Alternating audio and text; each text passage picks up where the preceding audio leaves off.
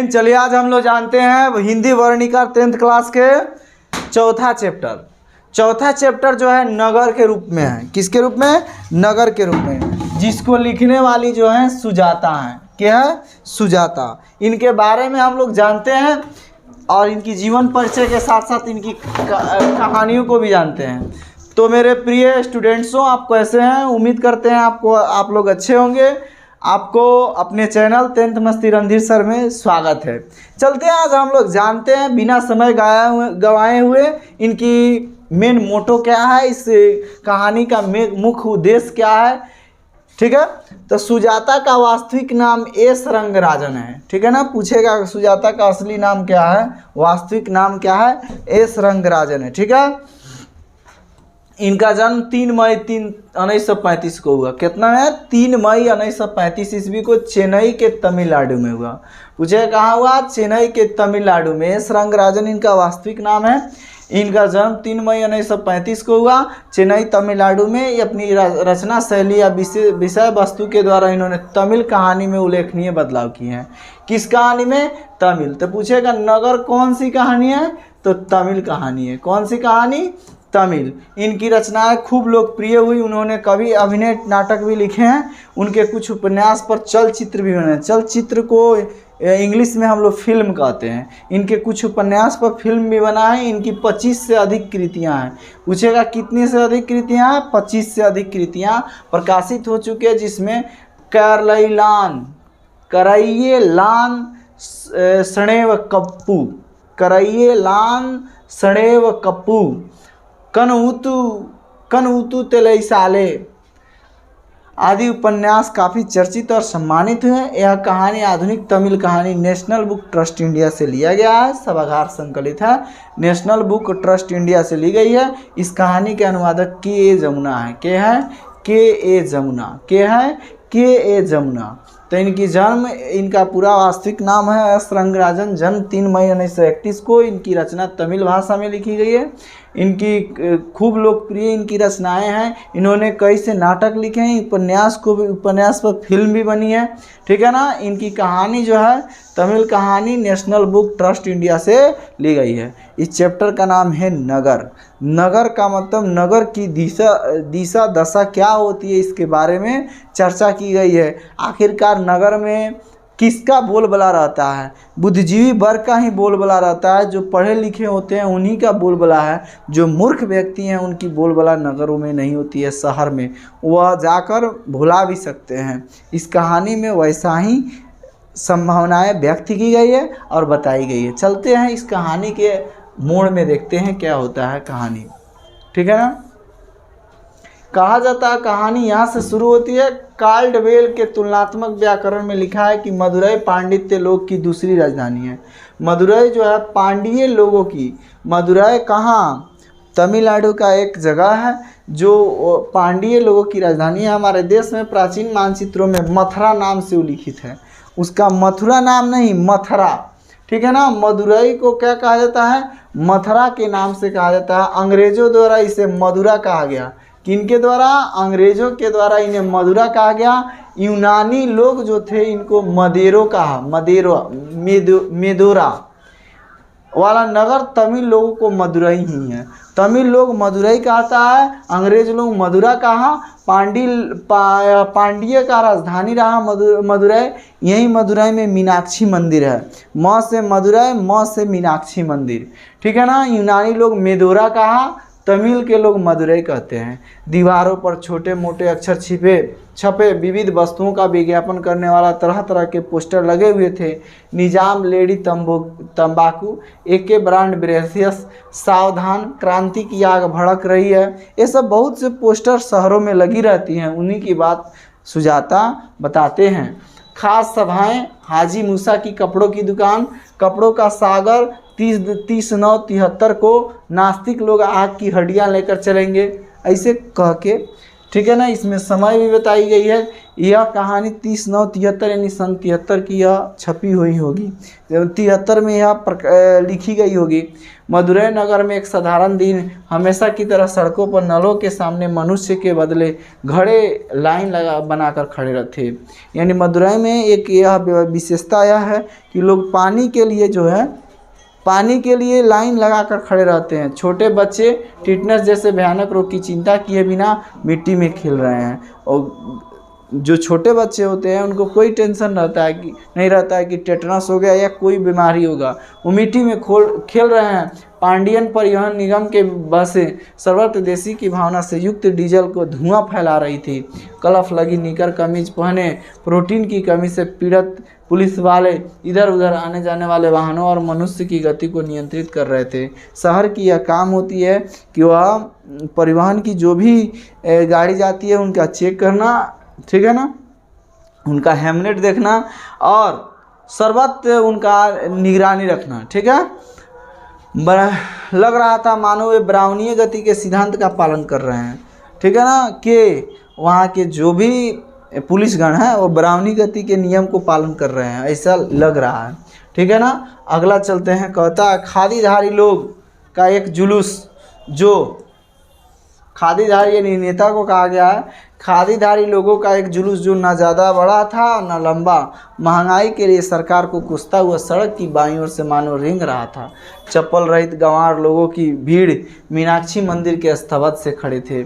चप्पल जिनके पैर में न थे उनको देखा जा रहा था कि मीनाक्षी मंदिर के समीप वे लोग पूजा अर्चना कर रहे हैं। गोपुरम पूछा जाए, गोपुरम कहाँ है? मदुरई में। गोपुरम चाहे मीनाक्षी मंदिर मदुरई में ही है, ठीक है ना। सूखी हुई बैगे नदी का पुल, सूखी हुई बैगे नदी का पुल वही है। गोपुरम सूखी हुई बैगे नदी का पुल, गोपुरम और मीनाक्षी मंदिर यह मदुरई में ही है। यही है मदुरई। हमारी कहानी एक ऐसी लड़की से संबंधित है जो आज इस नगर में आई है। इस शहर में एगो लड़की से हम लोग कहानी का यह लगाव है, जो एक लड़की जो है इस शहर में पहली बार आई है। उस लड़की का नाम है वल्ली अमाल। वल्ली अमाल अपनी लड़की पापापति, वल्ली अमाल अपनी लड़की, वो लड़की का नाम वल्ली अमाल नहीं बल्कि लड़की का नाम पापापति है, उसकी माँ का नाम वल्ली अमाल है, ठीक है ना। वल्ली अमाल अपनी बेटी को पापापति को मदुरई स्थित में बड़े अस्पताल में बहिरंग रोगी विभाग में वह लेके आई है ताकि उसका बेटी का तबीयत ठीक हो जाए। बाहर बरामदे में बैठी प्रतीक्षा कर रही थी। पहले दिन पापापति को बुखार था। उसके गांव में पहले दिन जो है पापापति को क्या है? बुखार है, ठीक है ना। पापापति को बुखार है तो उसके गांव में ठीक नहीं हुआ तो वह कहाँ से लेकर चल दी? उसकी मम्मी वहाँ लेकर चल दी है सीधे मदुरई में, ठीक है ना। फिर कह रहा है हेल्थ सेंटर ले जाने पर वहाँ डॉक्टरों ने डरा दिया। वे बोले सुबह की पहली बस लेकर झटपट बड़े अस्पताल में पहुँच जाओ।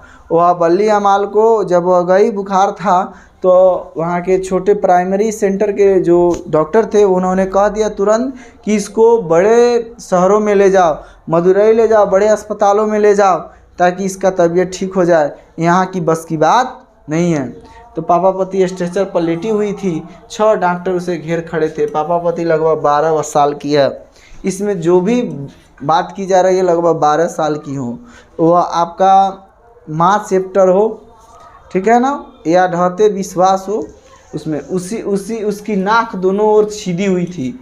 इसका वहीं पापापति के दोनों ओर नाक छेदा हुआ है। और कौ वर्ष के है? 12 साल की है। बुखार लगा हुआ है। नाक की लौंग में जड़े मामूले नगीने अस्पताल की रोशनी में चमक रहे हैं। नाक के जो जड़े हैं उसमें नगीना है जो अस्पताल में चमक रहा है।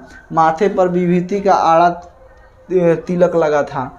माथा पर एक टीका लगा हुआ है। ऐसे मदुरई के लोग टीका करना बहुत ज़्यादा पसंद करते हैं, ठीक है। छाती तक चादर ओढ़ाई हुई थी। उसमें से बाहर निकले उसके हाथ दुबले पतले से लग रहे थे। छाती तक यहाँ तक ले उसको स्ट्रेचर पर लेटा दिया गया है और छाती तक मैंने उसको साल से या कोई भी कपड़ा से ओढ़ा दिया गया है, ठीक है ना। चादर ओढ़ाया गया है, साल उसी को कहा जाता है। और उसका हाथ जो बाहर लटका था ना, तो दुबला पतला दिखाई दे रहा था। बुखार की तेजी के कारण पापापति बेहोश सी पड़ी थी, उसका मुंह खुला हुआ था। पापापति बेहोश हो गई थी, बुखार इतना ज़्यादा था। बड़े डॉक्टर ने उसका सिर घुमाकर देखा, आंखों में पलकों उठाकर देखा, गालों पर उंगली से दबाकर देखा, खोपड़ी की उंगलियों में ठोक ठोक कर उसका परीक्षण किया। बड़े डॉक्टर विदेश से शिक्षा पाकर लौटे थे, स्नातकोत्तर कक्षाओं को पढ़ाते थे, पीजी जिसको कहा जाता है, एमए इसी को कहा जाता है। जो बड़े डॉक्टर थे वो विदेश से पढ़ के आए थे, और एमए एमडी उसी को कहा जाता है, एमडी, इसमें एमडी कहा जाता है। एमए को जब डॉक्टरेट के रूप में लिया जाता है तो एमडी कहा जाता है। वे प्रोफेसर थे, उनके चारों ओर खड़े डॉक्टर उनके छात्र थे। वे बोले acute case of the meningitis, यह केस लग रहा है मेनिंजाइटिस का। बुखार वाले जो थे वह पापापति, उसको वह जो डॉक्टर थे बड़े डॉक्टर, उन्होंने इस केस को क्या कहा, मेनिंजाइटिस का केस कहा। नोटिस दी बल्ली अमाल न समझे आने वाली उनकी बातों को सुनते हुए अत्यंत चिंतित होकर अपनी पुत्र को एकटक देख रही थी। चारों ओर खड़े डॉक्टरों ने बारी बारी से आकर ऑप्थल्मोस्कोप यानी आला जो होता है की सहायता से उस लड़की की आंखों की भीतरी भाग की परीक्षण किया। ऑप्थल्मोस्कोप से वो सब जो बारी बारी से थे, और डॉक्टर जो प्रशिक्षण दे रहे थे, बड़े डॉक्टर ने कहा कि यह मेनिंजाइटिस का केस है। जब ये बात सुना लो तो जितना भी डॉक्टर थे वह आकर, उनके जो प्रशिक्षण वाले डॉक्टर थे वह आकर धीरे धीरे अपने आला से चेक कर रहे थे इनको। लड़की की आंखों के भीतरी भाग की परीक्षण किया, टॉर्च की रोशनी फेंक कर यहाँ देखा कि पुतलियाँ हिलती है या नहीं। फिर अपनी अपनी कॉपियों में आवश्यकता अनुसार टिप्पणी लिख ली। बड़े डॉक्टर बोले कह दीजिए कि इसे एडमिट कर ले। बड़े डॉक्टर बोल दिए कि इसको कह दीजिए कि एडमिट करने के लिए। बली अमाल ने बारी बारी से उनके चेहरों की ओर देखा। डॉक्टरों में से एक बोला, माताजी इस लड़की को तुरंत अस्पताल में भर्ती कराना होगा। वह देखिए वहाँ से सज्जन बैठे हुए हैं, उनके पास जाइए। आपकी चीट कहाँ है? बली अमाल के पास चीट नहीं था। चीट माने पुर्जा जो था बली अमाल के पास नहीं था। और वह बड़े डॉक्टर ने कहा कि इनको एडमिट तुरंत किया जाए। और जैसे बड़े डॉक्टर बोले तो उनमें से एक डॉक्टर जो था बोले कि माताजी इस लड़की को ले आकर वो जो सज्जन बैठे हैं, कोई सज्जन को दिखाकर उन्होंने कह दिया कि वो जो सज्जन बैठे हैं उनके पास ले जाइए। तो वहाँ जब गई तो उन्होंने पूछा चीट कहाँ है, तो उन्होंने कहा कि चीट नहीं है मेरे पास। कोई बात नहीं, वे दे देंगे। अरे यार तू चल बाबूजी, इस तरह से। बली अमाल ने बड़े डॉक्टर की तरह देखते हुए पूछा, बाबूजी बच्ची अच्छी हो जाएगी ना? पहले इसे एडमिट करवा दो, हम इसकी देखभाल करेंगे। डॉक्टर धनशेखरन, इस केस को मैं स्वयं देखूंगा। डॉक्टर धनशेखरन जो थे, यहीं जो थे मेन डॉक्टर थे, जो विदेश से पढ़ के आए थे। पूछेगा विदेश से पढ़ के कौन डॉक्टर आया? तो डॉक्टर धनशेखरन। उन्होंने कहा कि मम्मी जी आप टेंशन मत लीजिए, मैं इस केस को मैं खुद से देखूंगा, आप तो एडमिट कराइए। दूसरे लोगों द्वारा घिरे हुए किसी मंत्री की तरह वहाँ से चल दिए। डॉक्टर धनशेखरन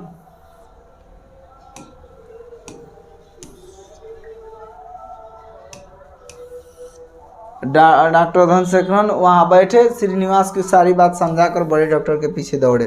डॉक्टर धनशेखरन जो थे वो जो श्रीनिवास को सब बात समझा दी कि ऐसा ऐसा केस है, मेनिंजाइटिस का केस है, और इसको कैसे कैसे देखभाल करना है, वो सब बात समझाकर चले गए।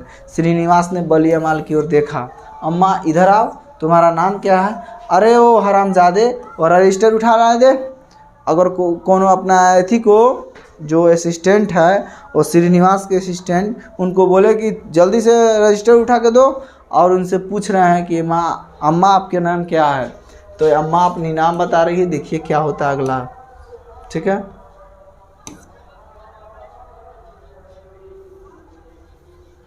तो वो अपनी औरत क्या नाम बता रही है? बली अम्मा। आपका नाम क्या है? तो बली अम्मा। पेशेंट का नाम क्या है? तो वे मर चुके। पेशेंट माने रोगी होता है, तो कह रहे हैं, वो समझ रही है कि हाँ उनके पति की बात कर रहा है। श्रीनिवास ने सिर उठाकर देखा। पेशेंट यानी रोगी, किसे भर्ती करना है? मेरी बेटी को। नाम क्या है? जी बली अम्मा। वो अपनी भी नाम बली अम्मा बता रही है। रोगी बेटी को जिसको एथी करना है, जिसको एडमिट करना है, उसका भी नाम बली अम्मा बता रही है। यह बताइए, यही मूर्ख लोग जो होते हैं ना, दर बदर की ठोकरें खाते हैं। और शहर वाले लोग इस बात को नज़रअंदाज कर देते हैं, उसको सीरियस नहीं लेते हैं। इन्हें सोचते हैं कि गांव से आया होगा, कम पढ़ा लिखा होगा। क्या मजाक कर रही है? तेरी बेटी का नाम क्या है? पापापति। पापापति, हे ईश्वर, ये ले, इस चीट को लेकर सीधे चली जा। वहाँ सीढ़ियों के ऊपर एक सज्जन कुर्सी पर बैठे मिलेंगे, वे लोग से वेतन आदि के बारे में पूछताछ करते हैं, उन्हें यह चीट दे देना।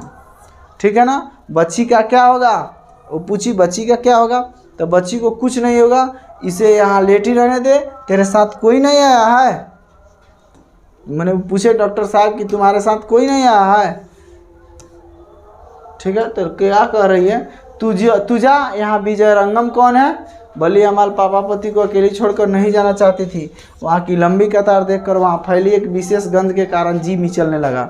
अब अस्पताल में जो होता है ना, गंध वाला स्थान होता है, वहाँ फिनाइल की गंध होती है, अदर पार्टिकल कुछ अदर की गंध महकता है, जिसको तनी अजबे आदमी को स्मेल आने लगता है, सुगंध आने लगता है। उसे अपने मृत पति पर बहुत गुस्सा आया कि आज वो रहता तो इतना हमको स्ट्रगल नहीं करना पड़ता। वह ऊपर गई तो देखी बहुत लंबी कतार लगी हुई है। वह चीट लेकर सीधे चली गई। कुर्सी खाली पड़ी थी, उसके पीठ पर धूल जमी हुई थी। पास बैठे एक व्यक्ति को उसने चीट दिखाई। उन्होंने कुछ लिखते हुए कनखियों से उसे चीट की ओर देखा। तनिक कहेंगे पलट के देख लिया, कनखी का मतलब यही तनिक पलट के देखना। माँ जी तनिक ठहरो, उन्हें आने दो, कहकर खाली कुर्सी की ओर संकेत किया कि वह एक कुर्सिया पर बैठेंगे, आने दो पहले। बली अमाल के मन में अपनी बेटी के पास लौट जाने की तीव्र इच्छा जागी कि हम चलते हैं बेटी को कोई देखने वाला नहीं होगा। उस अनपढ़ स्त्री के हृदय में इस प्रश्न ने अत्यंत विशाल रूप ले लिया, मैं यहाँ प्रतीक्षा करूँ या बच्ची के पास लौट जाऊँ। उसे यह पूछते हुए डर लग रहा था कि क्या उन्हें आने में बहुत देर लगेगी। वेतन के बारे में पूछताछ करने वाले सज्जन अपने भांजे को भर्ती करवाकर आराम से लौटे। वेतन की बात करने वाले जो मेन थे, उन्होंने भांजे को क्या किया, एडमिट कराकर प्रेम से लौटे और आकर कुर्सी पर बैठे। उन्हें 3 बार नस्वार ली। नस्वार का मतलब अंगीठी करना। फिर रुमाल को रस्सी की तरह इसे बटोर कर, रुमाल नहीं होता है जो हम लोग बचपन में रुमाल बटोर लेते थे, ऐसे देखिए ये रुमाल हो गया ना, तो इसको हम लोग बचपन में क्या करते थे, ऐसे बटोरना नहीं होता है वैसे। तो उन्होंने रुमाल को बटोर कर नथुनों में डालकर सुरसुरा कर चुस्त होकर बोले, देखो भाई तुम लोग को लाइन बनाकर खड़े हो जाना चाहिए। फतिंगों की तरह झुंड बनाकर चले जाओगे तो कैसे काम चलेगा। जितना आदमी था ना, उनको कहा कि लाइन बनाने के लिए पहले अपना को रिलैक्स लिया। 30 मिनट तक इंतजार करने के बाद बली अमाल के हाथ में चीट को जैसे किसी ने छीन लिया। ठीक है ना। 30 मिनट के बाद बली अमाल का कोई चीट लगा कि कोई छीन लिया है, वैसे इसको महसूस हुआ। फिर क्या होता है देखते हैं।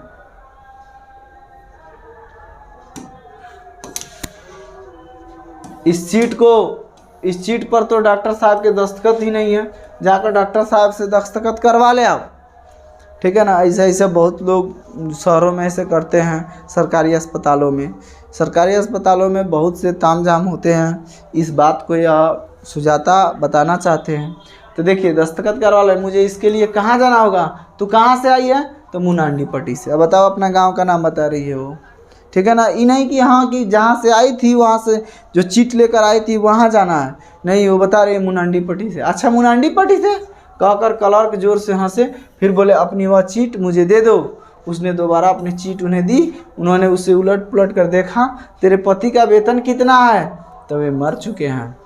तेरा वेतन कितना है, तो वे मर चुके हैं। बताइए, बहुत मूर्ख है बली अमाल। उसकी समझ में नहीं आया कि वह क्या करे। ठीक है ना। वो पति का वेतन पूछा गया तो वो मर चुके हैं, अपना वेतन पूछा गया तो भी मर चुके हैं। जब महीने में कितने रुपए कमाती हो, जब फसल काटने जाती हूँ तो वेतन के रूप में धान मिलता है, दूसरे मौके पर बाजरा रागी मिलता है। ये पूछा गया वेतन कितना मिलता है, तो जब फसल कटता है तो हमको धान मिलता है, और दूसरे समय काटती हूँ तो बाजरा मिलता है, रागी मिलता है। ये भी सही बात बता रही है, निश्चल दिल के है। इसको उतना दुनियादारी में घूमी नहीं है। रुपए नहीं मिलते, अच्छा तेरा वेतन 90 रुपये लिख देता हूँ 1 महीने में। घबरा मत, तुझसे पैसे नहीं लेंगे। ले इस चीट को लेकर यहाँ से सीधे जाकर बाएं हाथ की तरफ मुड़ जा, दीवार पर तीर का निशान बनाओगा, वहाँ से तू 48 नंबर कमरे में, कौन नंबर, 48 नंबर कमरे में चली जाना। बली अमाल ने उस चीट को दोनों हाथों में ले लिया। क्लर्क ने उसे जोर से संकेत दिए थे। उनसे उसे सरल मन और अधिक उलझन पैदा हो गई। अब उसको गिनती भी नहीं आता था। और बताया था कि यहाँ से बाएं तरफ चल जाना, तीर के निशान होगा, वहाँ से 48 नंबर कमरा गिन लेना। यह थोड़ा उसके लिए डिफ़िकल्ट हो गया। हवा के झोंकों में पड़े कागज़ के टुकड़े की तरह वह अस्पताल में इधर से उधर भटकती रही। फिर वह पढ़ना नहीं जानती थी, तो कमरा का वह नंबर जान सकती है? नहीं जान सकती है। ठीक है। लौटकर उस क्लर्क से दोबारा कुछ पूछते हुए उसे डर लग रहा था। अचानक उसने अपने पास में 2 रोगियों को एक ही स्ट्रेचर पर ले जाते देखा। उनमें एक बैठा हुआ था, दूसरा अधलेटी अवस्था में पड़ा था। दोनों की नाक में नली डाली गई थी, पाइप डाला गया था, लग रहा है वो ICU का मरीज था। दूसरी ओर एक ट्रॉली में एक चौड़े मुँह वाले बर्तन में सांभर मिला भात ले जा रहा था। कुछ सफ़ेद टोपीधारी मतलब नर्स के कहा जा रहा है, सफ़ेद टोपीधारी लोग दिखाई दिए। सभी प्रकार के सुसज्जित सफ़ेद कोट पहने, स्टेथोस्कोप की माला की तरह गले में डाले, स्टेथोस्कोप माने आल्हा डाले, डॉक्टरनियाँ सामने से निकली। पुलिस वाले, चाय कॉफ़ी वाले, नर्स, सभी लोग सभी दिशा में आ जा रहे थे। वे लोग जल्दी में थे, उन्हें रोक कर कुछ पूछते, ऐसा होना महसूस हुआ। ठीक है ना। तो यह अपने मन में सोची कि उनसे कुछ हम लोग पूछते तो कितना अच्छा रहता। ठीक है। तो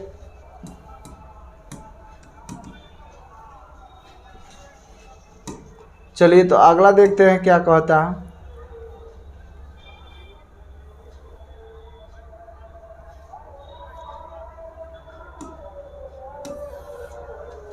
उसने डर लगा, उसकी समझ में नहीं आया कि उसने क्या पूछे। किसी एक कमरे में सामने लोग भीड़ लगाए खड़े थे। वहाँ एक आदमी उसके हाथ की चीट की तरह पीले रंग की बहुत सारी चीटें जमा लिए हुए था।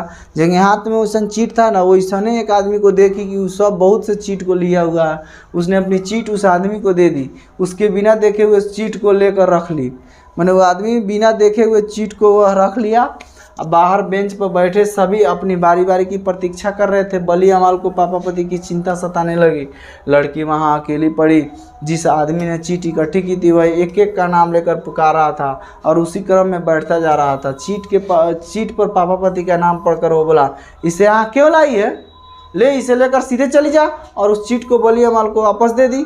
इस पर वह बोली, बाबूजी मेरी समझ में नहीं आया कि मुझे कहाँ जाना है। कुछ सोचकर उसने उसके सामने जाते एक व्यक्ति को रोककर कहा, अमलराज, उसका नाम क्या था? अमलराज, माताजी को 48 नंबर कमरा दिखा दे।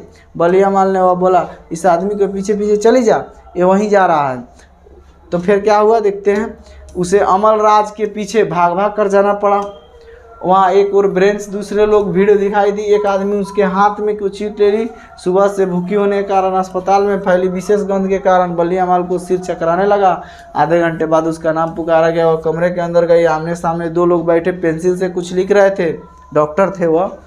उनमें एक व्यक्ति ने उसके चीट अपने हाथ में ली और उसे उलट पुलट कर ध्यान से देखा। बहिरंग रोगी विभाग से आई है। वह उसके इस प्रश्न का उत्तर न दे सकी। वो क्या जानती है पढ़ाई लिखाई के बारे में। चीट पर लिखा कि रोगी को एडमिट किया जाए, इस समय जगह नहीं है, कल सुबह ठीक 7:30 बजे आ जाना। और चीट पर लिख दिया गया कि अभी समय इस अस्पताल में कोई बेड खाली नहीं है, कल 7:30 बजे आना। बताओ। और उसकी लड़की का हालात बहुत गंभीर है, बुखार से बर्रा रही है, बेहोश हो चुकी है। बाबूजी कहाँ आना होगा? यहीं आना, सीधे यहीं आ जाना, समझी। उस कमरे से बाहर आते हुए बली अमाल को अपनी बेटी पापा पति की बहुत चिंता हुई। चिंता सताने लगी, जिससे वो लगभग 1.5 घंटे से अकेला छोड़ाई थी और उसके पास लौटने का रास्ता नहीं पा सकी। और रास्ता भी नहीं जानती थी कि केम के जाया जाए। अस्पताल के सभी कमरे एक जैसे थे। उसे लगा मानो एक ही आदमी हो। बहुत ज़्यादा उसको दिक्कत होना शुरू हो गया। यही होती है कमज़ोर आदमी की पहचान। ठीक है ना।